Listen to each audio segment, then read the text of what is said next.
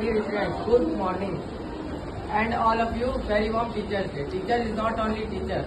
He is a mirror in which build our character and our all-round personalities. So, I always grateful to our great teachers. Thank you. I request to my principal sir, please say something about Teachers Day.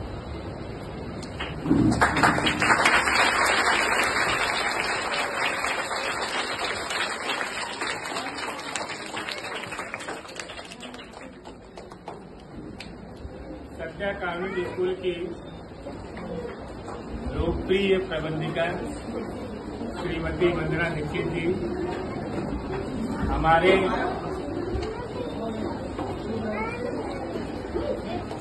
Satya convent school के पूर्ण रूप से समर्पित कर्मठ शिक्षकगण एवं मेरे प्यारे बच्चे, आप सभी लोगों को शिक्षक दिवस की बहुत बहुत हार्दिक बधाई एवं शुभकामनाएं। आज पूरे देश में शिक्षक दिवस बड़े धूमधाम से मनाया जा रहा है। आज जो है डॉक्टर सर्वपल्ली राधाकृष्णन जी का जन्मदिन है। अगर हमें डॉक्टर सर्वपल्ली राधाकृष्णन जी के बारे में जानना है तो हमें 3 बिंदुओं पर विशेष ध्यान देना होगा। पहला, उनकी शिक्षा। दूसरा, उनके द्वारा किए हुए कार्य। और तीसरा, राजनीति। तो डॉक्टर सर्वपल्ली राधाकृष्णन जी का जन्म 5 सितंबर 1888 को तमिलनाडु के एक छोटे से गांव तिरुचनी में हुआ था। इनका जन्म एक ब्राह्मण परिवार में हुआ था। इनका परिवार बहुत साधारण था, लेकिन बचपन से ही डॉक्टर सर्वपल्ली राधाकृष्णन जी को किताबें पढ़ने का बहुत शौक था। बच्चों जो किताब पढ़ेगा वही आगे बढ़ेगा। उन्होंने किताब बचपन से पढ़ना शुरू किया। आज देखो हम लोग याद कर रहे हैं। तो इनका जो प्रारंभिक शिक्षा था ये इनके गांव मिशनरी क्रिश्चियन स्कूल में हुआ। 1906 में इन्होंने ग्रेजुएशन किया और मद्रास प्रेसिडेंसी कॉलेज से दर्शन शास्त्र से इन्होंने एमए किया। उसके बाद 1909 में ये मद्रास प्रेसिडेंसी कॉलेज के प्रोफेसर बने। 1918 में ये मैसूर यूनिवर्सिटी के प्रोफेसर बने। 1921 में कोलकाता यूनिवर्सिटी के प्रोफेसर बने। 1931 से लेकर के 1936 तक ये आंध्र विश्वविद्यालय के कुलपति रहे। और सबसे गर्व की बात हम लोगों के लिए है कि 1939 से लेकर के 1948 तक ये बनारस हिंदू विश्वविद्यालय, जिसको हम लोग बीएचयू बोलते हैं, बीएचयू का नाम सुने ना आप लोग, इसके भी ये कुलपति रहे। और दिल्ली विश्वविद्यालय के भी आप कुलपति रहे। 1931 में इनको नाइट की उपाधि दी गई। इसलिए जो भारत के लोग थे इनको सर डॉक्टर सर्वपल्ली राधाकृष्णन के नाम से पुकारने लगे। इनको सर की उपाधि क्यों मिली? क्योंकि इनको नाइट की उपाधि दी गई। ये तो हुआ इनका शिक्षा। अब तीसरा बिंदु है राजनीति। 1946 में ये मेक्सिको के राजदूत बने। 1949 में संयुक्त संघ में ये राजदूत के पद पर रहे। 1952 से लेकर के 1962 तक ये भारत के प्रथम उपराष्ट्रपति रहे। 1962 से लेकर के 1967 तक ये भारत के द्वितीय राष्ट्रपति रहे। ये जब 1962 में भारत के द्वितीय राष्ट्रपति बने तो उस समय जो इनकी सैलरी थी, इनको 10,000 महीने की तनख्वाह दी जाती थी। आप लोगों को बच्चों सुन करके बड़ा आश्चर्य होगा कि जो 10,000 इनको सैलरी मिलती थी, इसमें से सिर्फ 2,500 ये अपने पास रखते थे। बाकी का जो शेष रकम है वो प्रधानमंत्री राहत कोष में ही जमा कर देते थे। सोचो, आज अगर किसी नेता को या किसी को तनख्वाह मिलता है तो सब लोग अपने घर में लेकर के आ जाते हैं। इससे ये समझ में आता है कि डॉक्टर सर्वपल्ली राधाकृष्णन जी देश के प्रति, उनको अपने देश के प्रति कितना लगाव था, कितना मोहब्बत था, कितना प्यार था। तो हमें गर्व होता है कि आज जो हम लोग को सम्मान मिला है, ऐसे महान बुद्धिजीवी को आज 5 सितंबर के दिन हम उन्हें याद कर रहे हैं और उन्हीं के द्वारा आज हम टीचरों का भी, हम अध्यापकों का भी कद ऊंचा हुआ है। डॉक्टर सर्वपल्ली राधाकृष्णन जी 40 वर्षों तक शिक्षा के क्षेत्र में अपना अतुलनीय कार्य किए, देश को शिक्षा के क्षेत्र में ऊंचाइयों के शिखर पर पहुंचाए। राजनीतिक में मैंने आपको बता ही दिया था कि राजदूत से लेकर के उपराष्ट्रपति, राष्ट्रपति बनने तक इन्होंने राजनीतिक क्षेत्र में भी अपना महत्वपूर्ण भूमिका अदा किया। इसी को देखते हुए 1952 में भारत सरकार के द्वारा भारत देश का सबसे सर्वोच्च पुरस्कार जो होता है भारत रत्न से सम्मानित किया गया और विश्व के द्वारा बहुत सारा इनको सम्मान मिला।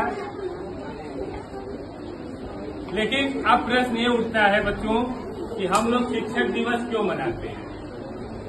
आज जो टीचर्स डे है 5 सितंबर को ही हम लोग शिक्षक दिवस क्यों मनाते हैं। हो सकता है आप लोगों से कोई पूछ ले कि आप लोग शिक्षक दिवस क्यों आज मनाते हो। तो डॉक्टर सर्वपल्ली राधाकृष्णन के कुछ मित्र और छात्र जब 1962 में द्वितीय राष्ट्रपति बने तो इनके पास कहे कि हम आपका जन्मदिन मनाना चाहते हैं।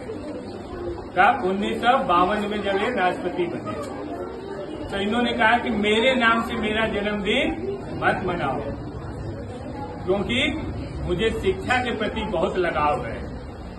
ठीक है, मैं चाहता हूं कि मेरा जन्मदिन आप लोग शिक्षक के रूप में मनाओ।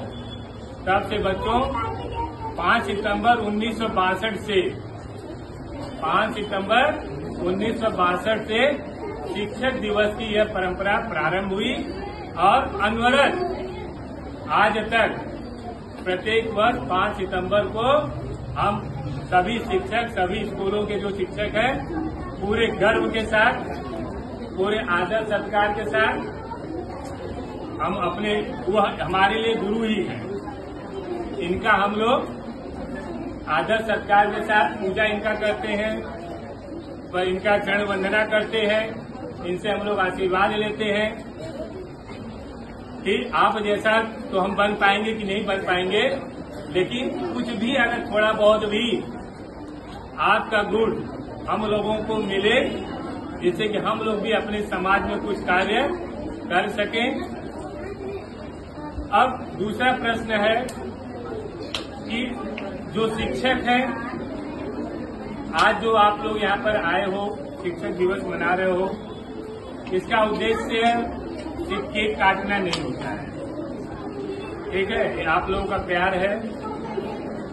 मेन हमारा उद्देश्य होता है कि आप तक डॉक्टर सर्वपल्ली राधाकृष्णन के द्वारा समाज में किए हुए योगदान आप लोगों तक पहुंचे, आप लोग भी उनके बारे में पढ़ें, जो कुछ उन्होंने कार्य किए हैं उसको समझे, जिससे कि आप लोग भी आगे बढ़ सको।